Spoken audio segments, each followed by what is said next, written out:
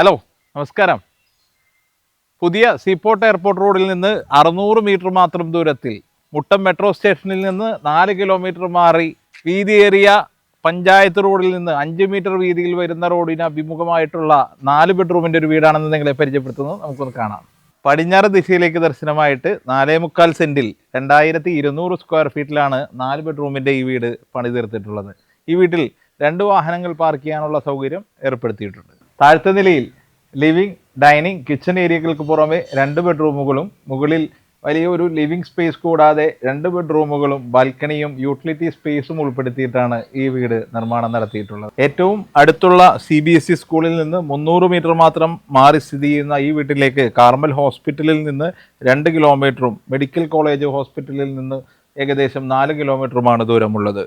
Kochi info പാർക്കിൽ നിന്നും ഇടപ്പള്ളി ലുലു മാളിൽ നിന്നും ഈ വീട്ടിലേക്കുള്ള ദൂരം 11 കിലോമീറ്റർ മാത്രമാണ്.